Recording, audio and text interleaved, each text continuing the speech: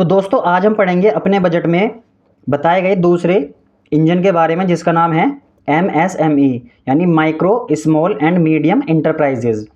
तो इससे आपके एग्जाम में क्वेश्चन पहुंचे जाने की बहुत ज़्यादा संभावना है, बहुत ही प्रबल संभावना है कि MSME से आपके एग्जाम में क्वेश्चन पूछा जाए। और मुझे तो लगता है कि 99% इससे क्वेश्चन आएगा क्योंकि बहुत बड़े बदलाव इसके अंदर किए गए हैं। तो आइए देखते हैं क्या है वो मुख्य बदलाव। जो सबसे बड़ा बदलाव है वो है जी MSME के वर्गीकरण मानदंड में संशोधन किया गया है, यानी कि निवेश की सीमा को पहले के मुकाबले 2.5 गुना कर दिया गया है और कारोबार की सीमा को बढ़ाकर पहले के मुकाबले 2 गुना कर दिया गया है। और ये प्रावधान 1 अप्रैल 2025 से प्रभावी होंगे। तो देखिए जो सूक्ष्म उद्योग हैं आपके, यानी कि जो माइक्रो इंडस्ट्रीज हैं, जो पहले निवेश की सीमा 1 करोड़ थी उसको अब बढ़ाकर कर दिया गया है 2.5 करोड़। यानी पहले 1 अप्रैल 2025 से पहले जो इंडस्ट्रीज 1 करोड़ का इन्वेस्ट करती थी उनको माना जाता था कि 1 करोड़ से नीचे तक का जो इन्वेस्ट करेंगी, 1 करोड़ तक का जो इन्वेस्ट करेंगी उनको माइक्रो इंडस्ट्री कहा जाता था। अब उसको कहा जाएगा जो 2.5 करोड़ तक की है ना, तो 2.5 करोड़ तक का इन्वेस्टमेंट कर सकते हैं आप, माइक्रो ही माने जाएंगे। इसी तरह से जो हमारी स्मॉल इंडस्ट्रीज हैं यानी कि लघु उद्योग जो हैं, लघु उद्योग वो उद्योग होंगे जिनमें निवेश की सीमा अब 25 करोड़ कर दी गई है। ये सीमा पहले होती थी 10 करोड़। और जो मध्यम उद्योग है यानी कि मीडियम जो इंटरप्राइजेज होंगी, इनकी सीमा 50 करोड़ से बढ़ाकर कर दी गई है 125 करोड़। तो याद रखिए जो निवेश की सीमा है सूक्ष्म उद्योग की यानी माइक्रो के लिए 1 करोड़ से बढ़ाकर 2.5 करोड़ कर दी गई है। लघु उद्योग यानी कि स्मॉल इंडस्ट्री के लिए 10 करोड़ से बढ़ाकर 25 करोड़ कर दी गई है। और मध्यम उद्योग के लिए 50 करोड़ से बढ़ाकर 125 करोड़ कर दी गई है।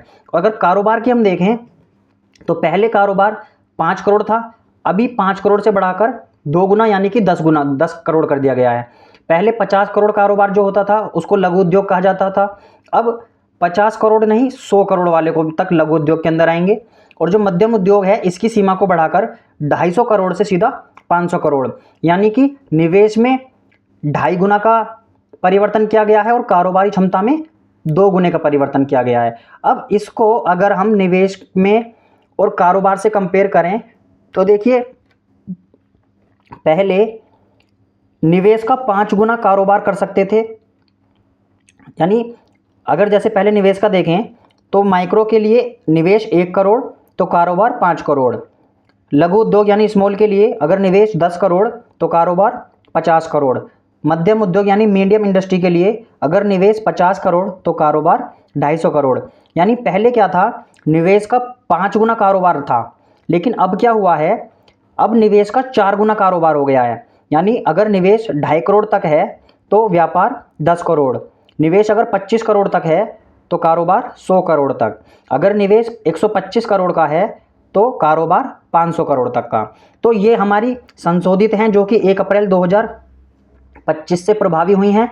और जो पहली दी हुई है ये वर्तमान में जो अभी 1 अप्रैल से पहले लागू थी। तो आपके लिए डाटा बहुत इंपॉर्टेंट है, इसको ध्यान रखिएगा। तो एक बार फिर से इसको रिवाइज करते हैं। सूक्ष्म उद्योग के लिए निवेश की सीमा 1 से 2.5 करोड़ हो गई है, लघु उद्योग के लिए निवेश की सीमा 10 से 25 करोड़ हो गई है और मध्यम उद्योग के लिए निवेश की सीमा 50 से 125 करोड़ हो गई है। और वहीं कारोबार के लिए सूक्ष्म उद्योग की सीमा 5 से 10 करोड़ हो गई है, लघु उद्योग के लिए कारोबार की सीमा 50 से 100 करोड़ हो गई है और मध्यम उद्योग के लिए कारोबार की सीमा 250 से 500 करोड़ हो गई है। इसके अलावा जो हमारे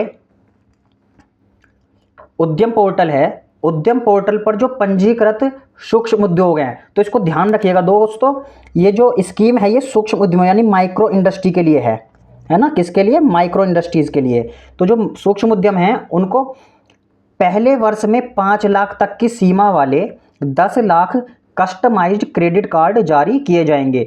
यानी जो सूक्ष्म उद्यम है, माइक्रो इंडस्ट्रीज हैं और वो उद्यम पोर्टल पर पंजीकृत हैं, उनको 5 लाख तक की सीमा वाला है ना ऐसे 10 लाख क्रेडिट कार्ड जारी किए जाएंगे। यानी 10 लाख लोगों को ऐसे क्रेडिट कार्ड दिए जाएंगे जो कि सूक्ष्म उद्यम हैं और उद्यम पोर्टल पर पंजीकृत हैं। और इस क्रेडिट कार्ड की जो सीमा होगी वो होगी 5 लाख। इसके अलावा 5 लाख महिलाओं, अनुसूचित जातियों और अनुसूचित जनजातियों को पहली बार के उद्यमियों के लिए, यानी पहली बार जो अपना व्यापार शुरू कर रहे हैं, जो उद्यम इंडस्ट्री का काम शुरू कर रहे हैं, अगर वो लोग महिलाएं हैं, अनुसूचित जाति के हैं और अनुसूचित जनजाति के हैं, तो ऐसे 5 लाख लोगों को अगले 5 वर्षों के दौरान 2 करोड़ तक का सावधि ऋण उपलब्ध कराने की एक नई योजना सरकार लेकर आ रही है। इसके अलावा जो भारत के फुटवियर और लेदर क्षेत्र है वहाँ पर 22 लाख व्यक्तियों को रोजगार दिलाने की बात कही गई है, 4 लाख करोड़ का कारोबार करने की बात कही गई है और 1.1 लाख करोड़ से अधिक का निर्यात बनाने की बात करी गई है। और इस सब के लिए जो स्कीम लाई जाएगी वो है फोकस उत्पाद स्कीम। तो ध्यान रखिएगा, फोकस उत्पाद स्कीम जो है ये हमारी फुटवियर और लेदर के क्षेत्र से संबंधित एक योजना है जिसमें रोजगार, निर्यात और कारोबार पर फोकस किया जा रहा है। इसके अलावा बिहार में राष्ट्रीय खाद्य प्रौद्योगिकी उद्यमिता एवं प्रबंधन संस्थान की स्थापना की जाएगी। तो बिहार से 2 इंपॉर्टेंट क्वेश्चन हो गए हैं। पहला था मखाना बोर्ड की स्थापना बिहार में की जा रही थी जो कि कृषि के अंदर हमारा था, और व्यापार यानी कि एमएसएमई के अंदर जो दिया गया है वो है कि बिहार में राष्ट्रीय खाद्य प्रौद्योगिकी उद्यमिता एवं प्रबंधन संस्थान की स्थापना। इसके अलावा जो स्टार्टअप्स हैं उनके लिए 10,000 करोड़ के एक नए अंशदान के साथ और पहले से विस्तारित एक फंड्स ऑफ फंड की स्थापना की जाएगी। एक फंड्स ऑफ फंड की स्थापना की जाएगी जिसकी शुरुआती अंशदान होगा 10,000 करोड़ रुपए। इसके अलावा राष्ट्रीय विनिर्माण मिशन की भी घोषणा की गई है जो कि मेक इन इंडिया को आगे बढ़ाने के लिए काम करेगा। और इसमें मेक इन इंडिया में कौन कौन आएंगे?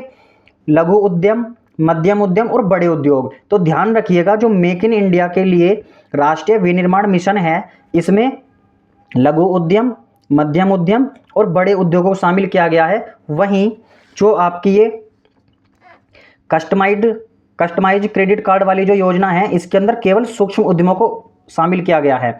यानी कस्टमाइज क्रेडिट कार्ड जो जारी किए जा रहे हैं वो केवल सूक्ष्म उद्यमों को जारी किए जाएंगे। और जो आपकी ये वाली योजना है राष्ट्रीय विनिर्माण मिशन, इसके अंदर मीडियम और स्मॉल और बड़े उद्योगों को शामिल किया जाएगा। तो दोस्तों आज की वीडियो में इतना ही। अगली नेक्स्ट वीडियो में हम लोग देखेंगे अपना तीसरा इंजन यानी कि निवेश।